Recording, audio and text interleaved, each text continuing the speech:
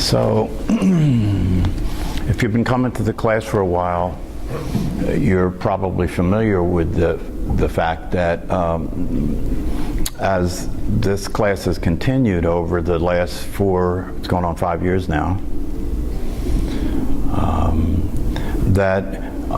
in the beginning I was just teaching meditation, nothing but meditation, the simple technique of mindfulness meditation, and encouraging people to establish a practice, to keep it simple, to understand the challenge of establishing a practice, and to come to class on a regular basis to do the practice, because that's the way to establish a practice. And then as time went on, it became evident to me that, whether I understand it or not, that my mission here and what it is that I have to offer here is not just that. It's that it is, what are we meditating for? Is it just to relax and have less stress? That's fine. If that's the only reason you're meditating, that's fine. Meditation will certainly reduce stress if you practice it. But then the other thing that came into play was I felt, for some reason, I felt inclined to begin to have a conversation with you about the idea that meditation could be much more than just stress reduction. That meditation could be kind of a way of stepping outside of the drama of your life for a period of time, so that you're kind of disengaging with being in the middle of the storm, so to speak, disengaging from being in the mind and constantly dealing with thoughts and feelings and memories and concerns. And that meditation is an opportunity to kind of step outside of that for a while, and when you do that, it reduces the noise. It provides you with an opportunity to recognize the possibility of being still and disengaging with thought, and then noticing as you disengage with thought that gradually over time, if you continue to practice, that there starts to become kind of a sense of calm. Something starts to open up, like there's more space when you meditate. And then this continued for me to become a matter of sharing with you that there's this possibility. The possibility is that meditation could be the beginning of the end, in a sense. It could be the beginning of moving away from constantly thinking, moving away from constantly being engaged with the world in a way where you're reacting and you're thinking and you're feeling, and there's tension, there's contractions, there's difficulties, there's upsets, there's disappointments, there's frustration. It could be a method of disengaging from all of that long enough and consistently enough to begin to recognize a very powerful and important discovery. The discovery that there is there is an experience of who you are that, until you discover it, didn't exist. There is an experience of who you are, who we are, that until it's discovered, it didn't exist. That until it's discovered, all that existed was you, the name you are, the body you're in, the conditioning you have, the history you have, the life you have, and it's within that you're constantly trying to get it to work, trying to get peace, trying to get a sense of being at ease, trying to be happy, trying to be in control. And until this discovery becomes possible, until you're free enough from that, which meditation can do, it can give you enough space to begin to see something that's always been there that you never noticed, And until that happens, there is no possibility. You're just another person living the life that most people live, doing the best you can. But when this possibility reveals itself, it changes the game. Everything immediately becomes completely different. And so I have felt a calling or a need to have that conversation with you. And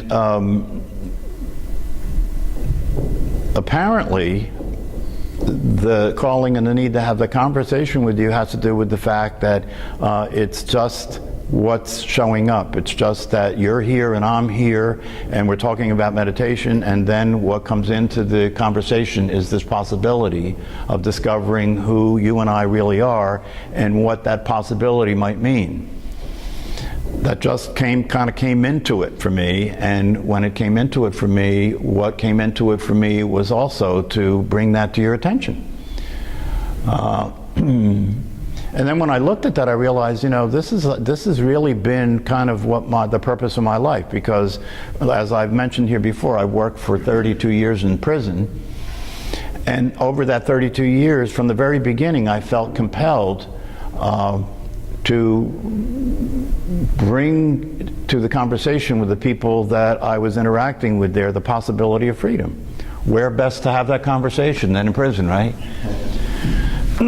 So that's obviously been what my life has really been about. And so here again, without necessarily having that intention, I find myself talking about it again, not in a prison, but in a YMCA.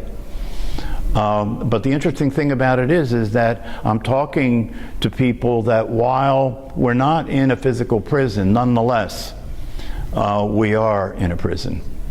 And the reality of it is that this prison that we're in, as I mentioned in the book that I wrote, this prison that we're in is much worse than a physical prison. And one of the reasons it's worse is because you don't see it. People that are in physical prison can't deny it. Do you know what I mean? The wall's there, the razor wire is there, the guards are there.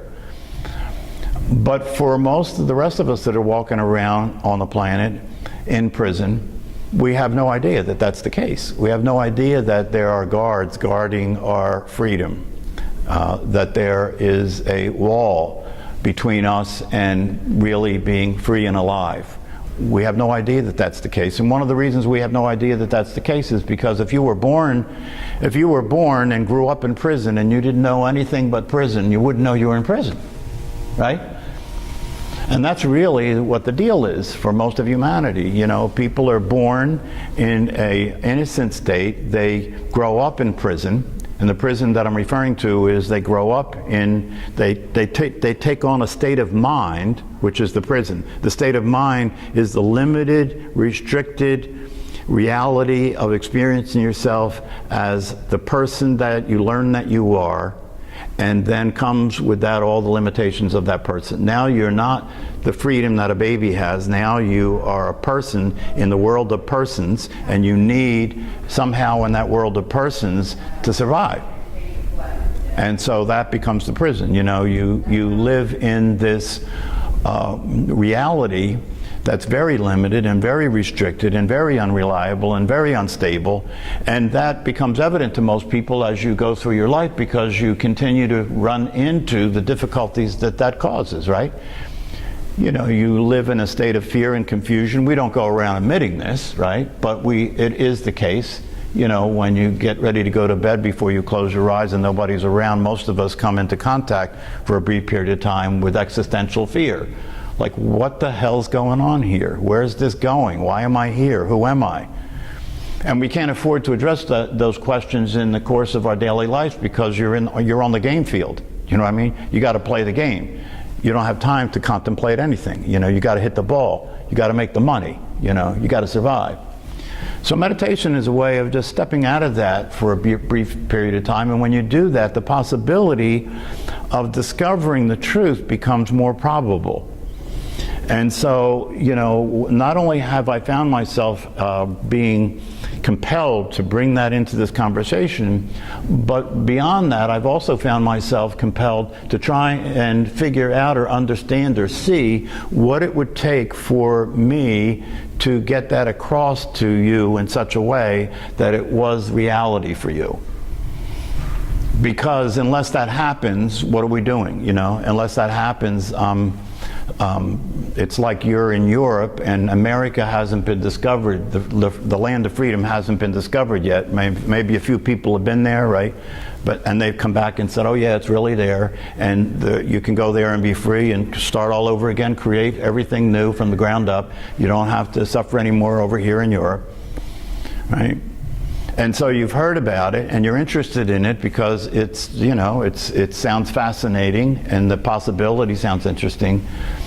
But, that doesn't mean you're going to hop on the next boat to America. You know what I mean?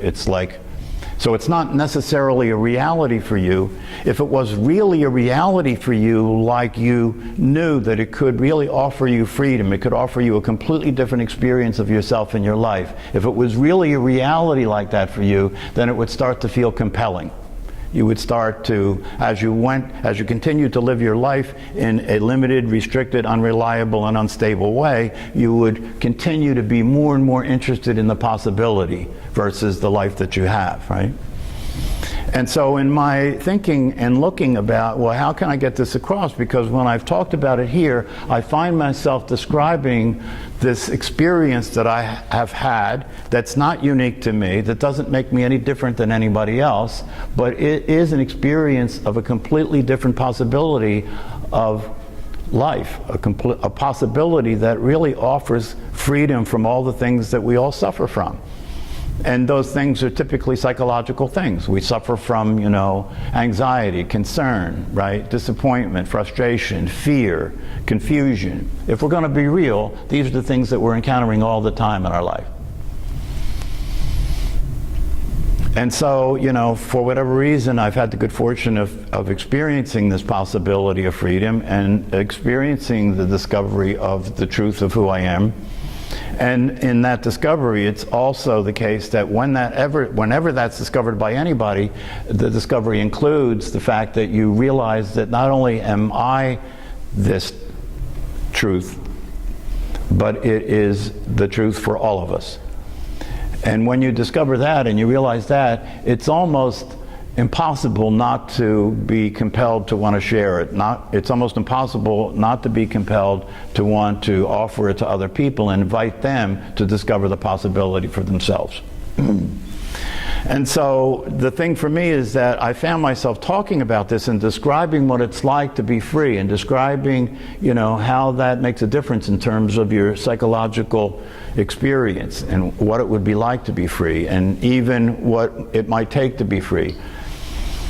But I found myself to be frustrated because as I continue to talk about those things, and I listen to many other people talk about those things to people, I also at the same time recognize that when you listen to people respond to the message, that the responses most of the time indicate that they really aren't getting it, they really aren't seeing it. It's interesting, they kind of get it a little bit, right? Especially when you talk about the difference it could make in terms of the psychology, the difference it could make in terms of the freedom and the possibility of being happy and having your life work. That's attractive, so people are interested in that. But when you get further into it and you start talking about what it really means to be who you are, and you start saying to people you're not who you think you are, and you start saying to people who you think you are isn't real, and you start saying to people that who you think you are has to die, has to go, you have to let that go in order to be who you are, then people start getting lost. And when I've heard that from people, it's kind of like, what do I do? How do I get this across? What would make the difference? How can I, what would be the communication that would have the power to have people wake up to this truth and begin to experience the realization of this possibility to get free? And recently, one of the things and I have a close friend that is a brilliant human being. And I have interacted with this close friend for a while now, and in his case, I've been really frustrated because I want so much for him, and this is true for everybody in my life. It just happens to be one case, but I want so much for him to see what's possible and available, and readily possible and available. And yet all the interactions I've had with him don't seem to have made much of a difference. I keep getting a response back from him as a person who feels that he hasn't seen it, hasn't gotten it, probably won't, isn't sure what it is really, and kind of is almost in resignation about that. You know, it's like, oh well, you know, I've done everything I could think of to have this experience, and that hasn't happened, and so, you know, I'm kind of resigned. I'm kind of doing the best I can. I'm not really even giving much attention to trying to discover it anymore, because time goes on, I'm getting older, you know, I can't just continue to try and do this. And that really hurts me, because it's so eminent, it's so available, it's so there, you know, that it's like, what the hell, you know, what is there? There's got to be a way, right? And one of the things that I realized recently is that I was aiming at the wrong thing, right? I was aiming at the idea that if who you and I are is other than who we have had it that we are, and that who you and I are is already that and is already free, then if I talk to you about that, if I talk about that, maybe that you will kind of jump over the moon, maybe you'll take the leap, you know, maybe you'll just get it and start, you know, being that. And that was a mistake on my part, because that's just not where people are at. And if you can't talk to where people aren't and expect people to hear you. You have to talk to where people are if you want people to hear you, right? But then after I saw that, I realized, okay, so if I talk to people where they are, and where most people are is that they're in the experience of being a person. This is what's been real for them. It's very difficult to see beyond that. And so that's where they are. They're in that world. And if I talk to people where they are in that world, how's that going to make a difference, right? I mean, as a psychologist, when I work with people in psychotherapy, that's what I'm doing. I'm talking to people who consider themselves to be a person about how to be a happier person, right? But that's not what I want to do. I want to present something that can open up the possibility for people to discover who they are beyond that, and actually make the leap, you know, make the shift into that, so they can begin to experience the possibility. So here's what I came to see. I came to see that yes, it is necessary to talk to people to talk to people where they are. But the conversation to be had in talking to people where they are is a conversation about having people where they are entertain the possibility of who they might be that they're not realizing. Just entertain the possibility of who you might be that you're not realizing. And then if you can take that interest and attraction to the possibility and the invitation to discover that possibility, if you can get to a place with that where it settles, where the other foot drops, where it settles for you that yes, that's true, that's it, that's all you have to do. That's all you have to do, because the beginning is the end. The beginning is the end. Once you see the truth, your life is now a life being led in relationship to that truth. Do you understand? And it doesn't matter. I no longer have to focus on how to get you as a person to go through some process to get to where you actually are, right? All I have to do is invite you to allow yourself to be clear and allow it to be an absolute closed conversation that this discovery of who you are is real, that's really true. If you take that on, and if you really come to a conclusion that this is the truth, and you begin living from there, it's over. It's over. Because once you include the reality of who you are, right? Once you include that into the reality you're living, who you are will begin to come forth on its own. You know, it's interesting that one of the things that led me to this was things that Steve has shared. Because he, you know, the last couple of times in class, he has shared about things that he's experienced in his life that were clearly an expression of some new space opening up, right? That made a clear difference.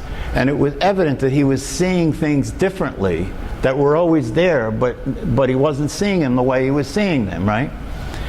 And if you listen to him share, you can't deny how real that was for him, right? You get the excitement of it and so forth, right? And when I listened to Steve share, I said to myself, this is interesting because this guy's obviously in the world of it. You know, he may not be being it 100% yet, right? But he's clearly in the world of it, and being in the world of it is beginning to change his experience. It's beginning to change his view. It's beginning to change who he is for himself in his life. Just happening. It's just happening like that, right? And so that really got me to see that that's all that's necessary, right? It's kind of like if you're suffering from a bacterial infection, right, and you take an antibiotic, right, that's all you have to do. You don't have to do anything else. It will do its job to cure you, right? In the same way, all you have to do is allow yourself to deal with whatever it is between you and the reality of who you actually are. Not like you're going to become that, not like you're going to see it clearly, not like you're going to understand everything from that view, but simply that you get that that's true. And that's final for you, that you realize that's true and that's final, and now you're living your life with that truth included. You understand? If you do that, then the only thing you have to do is stay conscious of it. Just stay conscious of it, because what will happen is the truth of yourself will start to come into play by itself, right? Because it's already the truth. It's not like you have to get anywhere. It's not like you have to change anything. It's already the case. All you have to do is allow it to be true. It doesn't have to feel true. You don't have to see it clearly, right? You don't have to be it, right? Since you already are it, if you just accept that you are it, even if it doesn't occur to you to be that way as you go through your life, right? You're already in the door, right? It's just like that saying that I quoted here before. I knocked on the door, right? I knocked on the door. This is a quote by Rumi. I'm paraphrasing it, but it doesn't matter. I knocked on the door, right? Knocking on the door could symbolize the idea that you're interested in anything that might be a possibility that could make a significant difference in your life. Yes? That's knocking on the door, right? I knocked on the door, and the door opened, and I noticed I was on the other side. So you see, that's all you have to get. All you have to get is that you're on the other side now. All you have to do is get that that's the case. You don't have to believe it. It doesn't have to make sense to you. You don't have to understand it. All you have to do is get that it's true and start living with that being your reality. And the rest will take care of itself. Can't not happen. It can't not happen. There's nowhere else for you to go, right? If you're asleep and you're dreaming, right? If you're asleep and you're dreaming and you want to, and in the dream, see, this is what this conversation is. You're asleep and you're dreaming, and in the dream, you begin to notice you're dreaming. You become aware that you're dreaming, right? And it's not a good dream, right? Right? Has anybody ever experienced this? You're dreaming and you start noticing you're dreaming and it's not a good dream, right? Isn't that when you wake up? Isn't that if you're aware you're dreaming, the awareness that's aware of dreaming can also have you wake up. And you wake up and say, I'm glad that was only a dream. But you see, you woke up because you became aware that you were dreaming, and the awareness of dreaming had you wake up, right? It's like you see a mirage, right? For most human beings, they see a mirage. The mirage in this metaphor that I'm using is you see a mirage, let's call that reality. The mirage is reality. The mirage is who you consider yourself to be, what you consider yourself to be true and real, right? And you're living your life in relationship to this perception of this mirage, right? But for you, it's not a mirage, right? The person in the desert that's thirsty sees a mirage. The reason they start to run toward it is because for them it's not a mirage. It really is water. Do you understand? But as they get closer and closer to it, it starts to dissolve, and then they realize there's nothing there, right? This is the same thing when it comes to how you discover the truth about who you're not. As you start to pay attention to it, right, instead of just assuming it's true, as you start to pay attention to it, you get closer to it the way somebody gets closer to the mirage. And as you pay attention to it, as you start to pay attention to it and get closer to it, you see it's not there. It's exactly the same thing. Exactly the same thing. But you don't even have to, you don't even have to do that. See, once you have the definition of mirage, once you hear about mirage, if you're in the desert and you're thirsty, but you know about mirage, and you see in the desert, right, something out there that looks like it's water, right, but you know about mirage, you're not going to be so, you're not going to just take it, and you're not going to start running for it automatically. You're going to stop and consider, wait a minute, that may not be real, right? So this is the whole idea of, once you hear the possibility that who you are may not be who you thought you were, if you can just get to the point where that's real for you, that's true for you, it's no longer something that you have any doubt about. It's not an interesting conversation anymore, it's a revelation. Do you understand? If the way you've been here is you have an interest and an attraction to this because you're interested in having your life work, you're interested in being happy, you're interested in getting the prize, right? Everybody wants to get the payoff, right? If that's the reason you're here, right, then the next thing you have to do is consider that in order to get the payoff, you have to accept the possibility of winning as a real possibility. And the possibility of winning means to accept the truth of who you are, to have that be what you focus on. One of the teachers I was listening to recently who was leading a retreat said to people in the retreat, look, if you're here because you came here because you want to get something, right, that you think is available here that would make a big difference in your life, that's great. Good thing that you're here, right? But if having been here and listening to this conversation, right, what's going on for you in your head is that, wait a minute, this sounds like a cult. Wait a minute, I don't know if I'm going to buy this. I don't really necessarily understand this. I don't really feel comfortable here. If all that's the case for you, right, and you can't get on board with this, you can't see any possibility here, you don't see anything that could be real, that could really make a difference here, leave. What are you doing here? Do you understand? And what I say to you is I invite you to take that challenge, right? To really take a look and see, what am I doing here? If I came here just to learn to meditate, nothing wrong with that. And we will practice meditation every time we meet, right? Nothing wrong with that, right? But after we have the practice, you should leave, right? Because if you're not here for anything other than that, that's all you need to do, right? And if you want to get further instruction on meditation or learn more about how to meditate and everything, there's plenty of stuff available on the internet for that. You don't need to be here for that. And it is valuable to come here and sit with other people and practice meditation, right? But on Sundays, right, after we have the practice of meditation and we get into this conversation about what could be possible through practicing meditation, if you're going to be here for this conversation, right, then you really need to look for yourself and ask yourself, are you really going to buy a ticket to this show? Are you really going to be here for that? Are you really going to not just listen to it, right? Are you going to get out of the stand? Are you going to stop being a spectator, right? Because you can't play on the field from the stands, right? You can't have the real possibility of discovering who you are and realizing that and having that be the life that you're living unless you move out of spectator into participation, right? Meaning that you can't be here just learning about this and getting information, thinking the information is going to make a difference. No, you have to learn about this, get the information, and then take the information and participate with it as you live your life. You can't be a spectator in a game of life. That's right. You can't be, well, it's impossible, right? Life won't allow you to just be a spectator, right? Many people try, right? Many people try.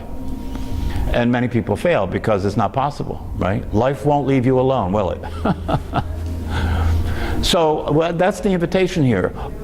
If you're interested in this discovering this possibility, there's only one thing that you have to do in order to realize it, and that's allow this possibility of who you might be, right? Who I'm suggesting you are. Allow that possibility to be something that you really look at and see, is there evidence for that possibility?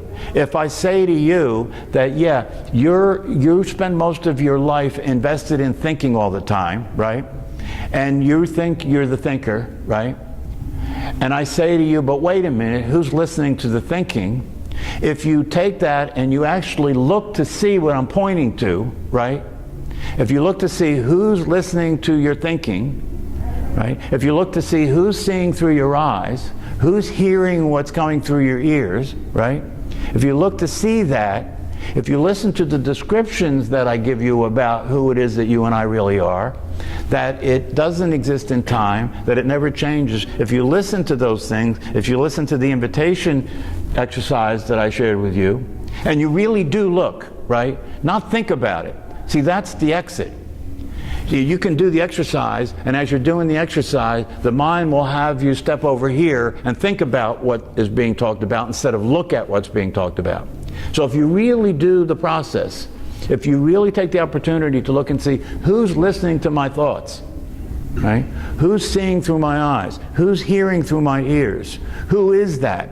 If you really look to see who that is, and you see that this is not there, it's not the absence of anything, there is the existence of awareness there. If you really look and see that that's the case, right? And therefore you realize that what I've been pointing to does exist.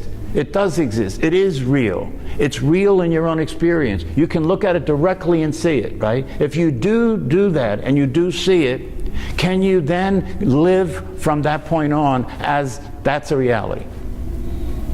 See, if you live from that point on that that's a reality, it's over. Do you understand? It's over. It can't be any other way. There's no other way to go. There's no place to go. If it's who you already are, right, and you're not aware of it, but it's still who you already are, and you just accept the possibility that it's who you are, but you consider that to be real, right, there's no place to go but to wake up.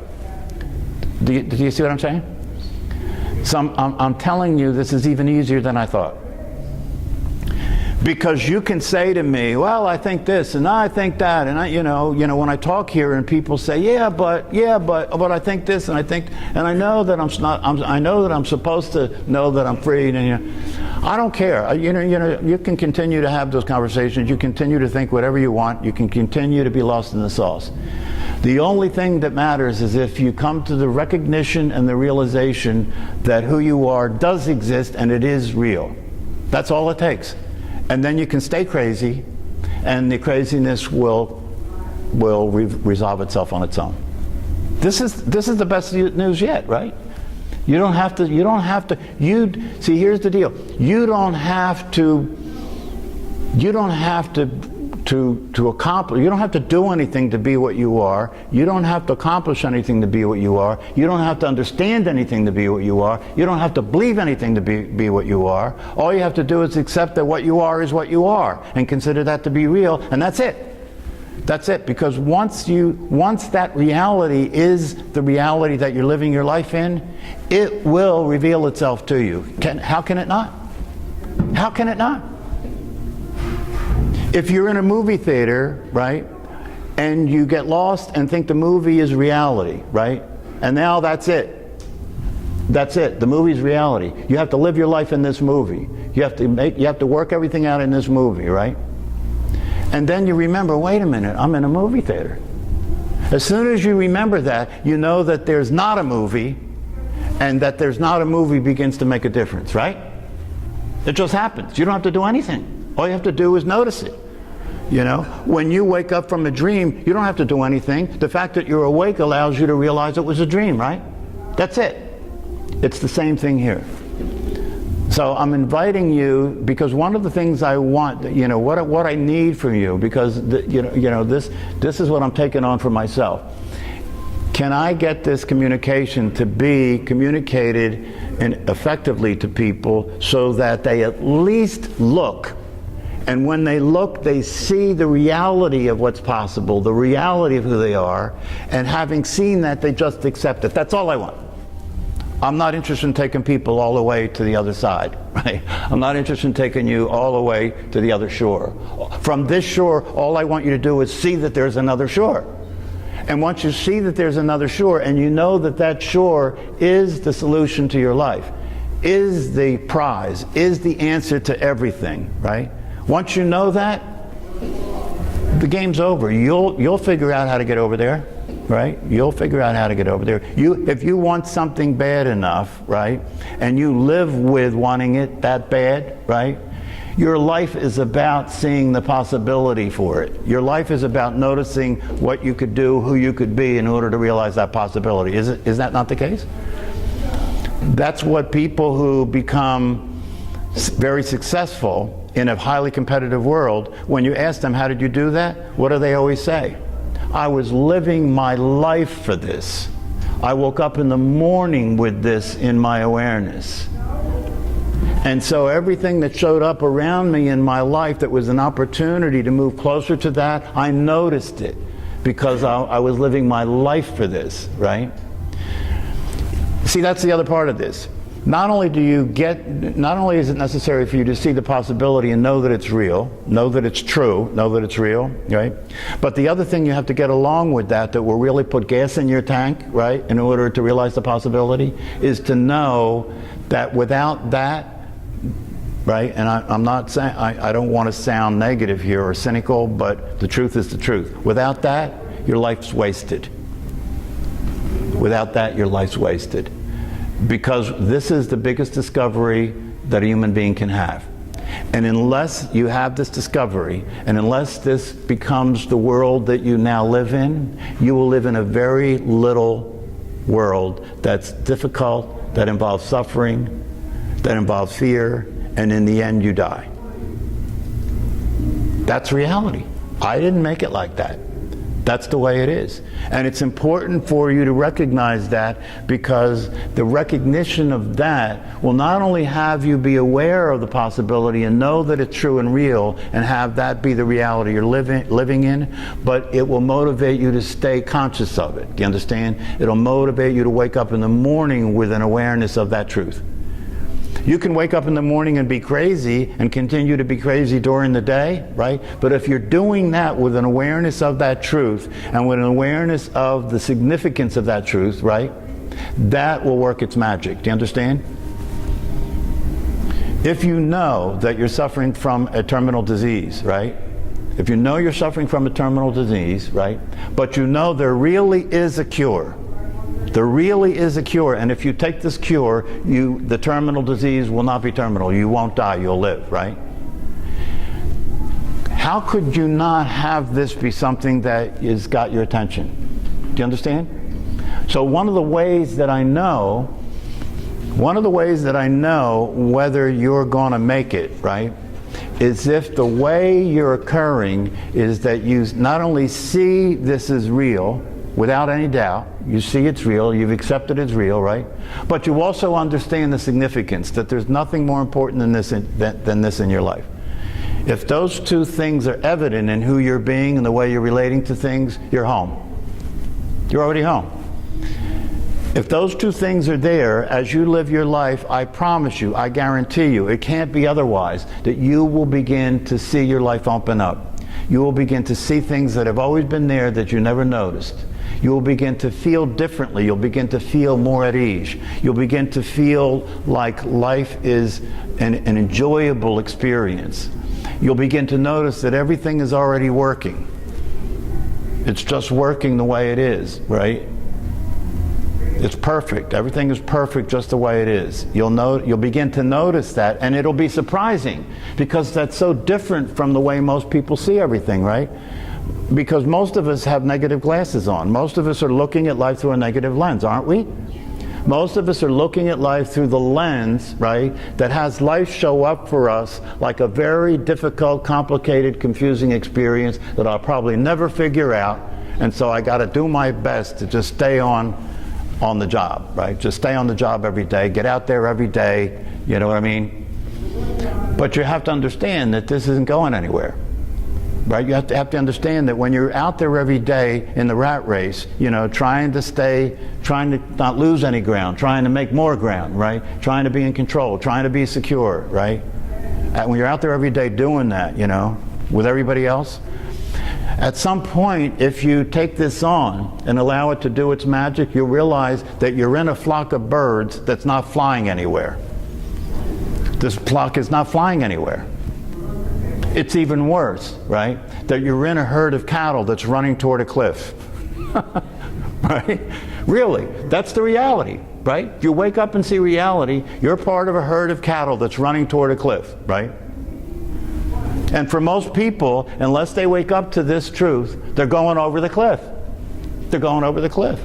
Because if you don't realize, if you don't wake up to the freedom that's available when you recognize that you're not physical, right? This is readily available all the time because it's true, right? All you have to do is start paying more attention to it. When you wake up to the fact that you're not physical, if you begin to live your life with that as the truth, that truth will eventually overtake the lie. And if you do that consistently, you can get free enough that when they go over the cliff, you won't go over, right? Because going over the cliff, right, that's the end, right?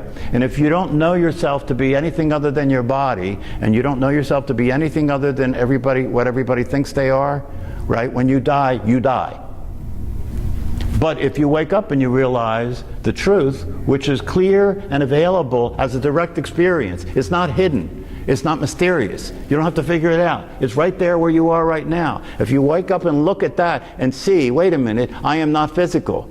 If you just see this one thing, that you're not physical, right? The implications of that, even if your mind can't grasp it, if you're not physical, it's not possible for you to die because what dies is physical, yes? Even if that doesn't sink in, and it won't for most people because your brain is so programmed that you are your body and that you're going to die with it, right?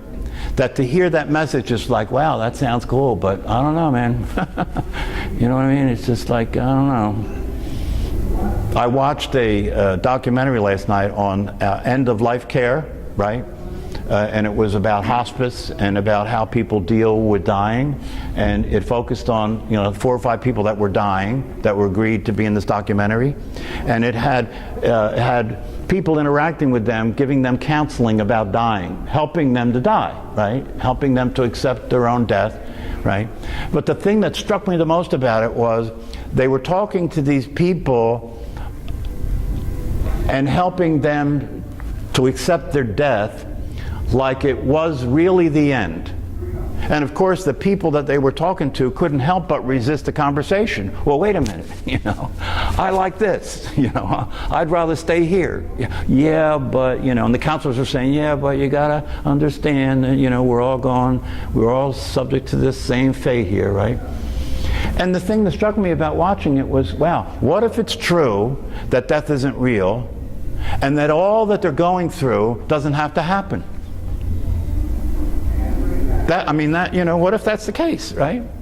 What if that's the case? What if the conversation could be a conversation about, and if you study a lot of spiritual teachings and you study a lot of what's talked about in terms of spiritual teachers, you might hear people say that this particular person left their body, right? That's the way they talk about it in the spiritual language, right? What if that's true? What if that's true? And instead of having a conversation about dying, you could have a conversation to help people go through the process of leaving their body, to help people go through the process of the passage from being physical, from being identified as physical, by being oriented to a body, by letting go of that orientation. What if that was the conversation? It'd be a different conversation, wouldn't it be? And one of the things that happens if you really take this on and start to live your life in the reality of that who you are is awareness itself. If you start to live your life in that reality, one of the things that happens is that gradually starts to open up that reality so that the concern and fear that you have about dying just starts to fade away. Because it simply can't be true. If this reality that you're now living with continues to open up and reveal itself, one of the things that has to fall away is the idea that you're going to die. It just falls away, right? Because it's no longer true. It becomes evident that it's just no longer true. And you don't have to believe it. You don't have to understand it. It's just the way it is. So I hope that, I sent this thing out to you guys. Did anybody see that or read it? Okay. All right. That presentation is kind of moving in the direction that I'm moving in here in terms of, okay, and the reason I wrote it that way is because, okay, I get it that you don't get it, right? I get it that you don't get it. Let's not worry about that. Let's just imagine, right? Just imagine. Doesn't cost anything to imagine. Imagination is an interesting phenomenon, right? You can imagine things that aren't like the way things are. You can imagine anything, right? So just imagine that this is true. Just imagine it's true, right? And then in that presentation, I go through the process of what would you imagine? You would imagine, that you're not your body. You would imagine that you never change, that you're not physical, all that stuff. You just imagine, right? And then you get to a point where you're just imagining this, right? You don't have to believe anything. It's not necessarily real. You're just imagining it, right? And then at some point I say, but what if it's true? What if what you're imagining is actually true? Would you be willing to enter into the possibility that that's the case and make yourself available to discover that it is? Would you be willing to do that, right?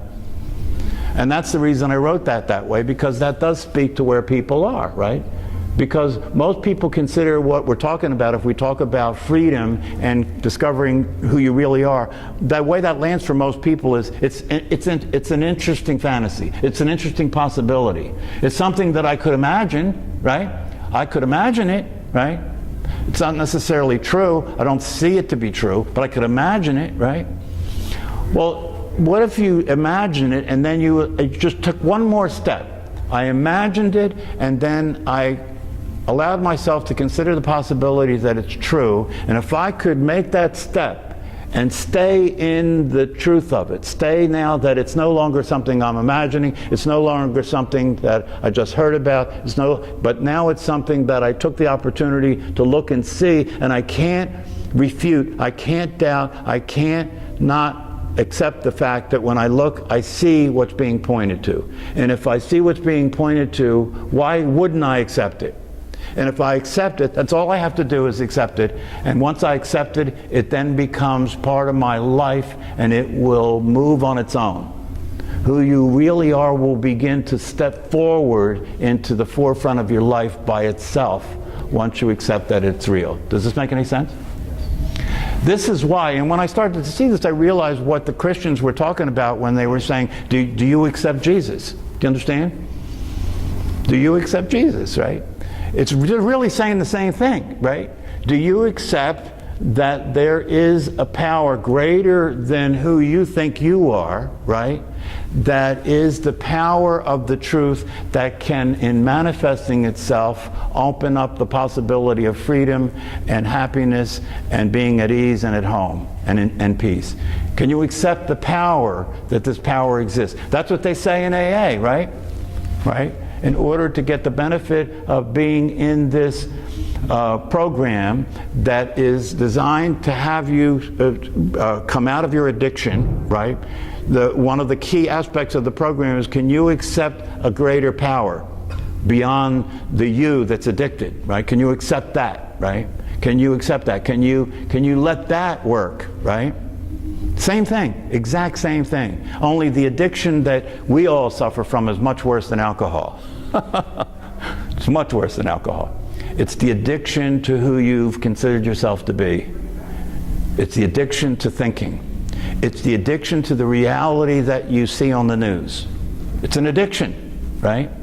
We continue to interact with it like people interact with alcohol, like alcohol is really going to solve anything, right?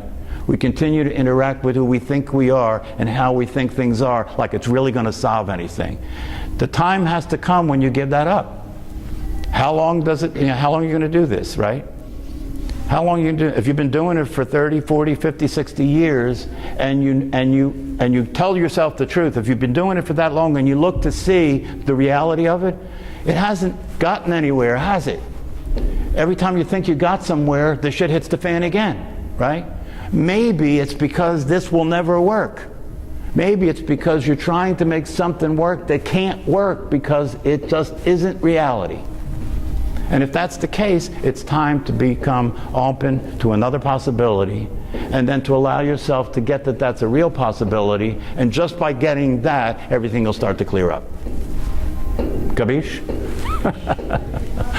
All right. I have one thing I'd like to say Yeah. about that. I first met you about Thanksgiving of last year, and one of the things that you said right away was, the voice that's in my head isn't me talking. And that was an aha moment for me.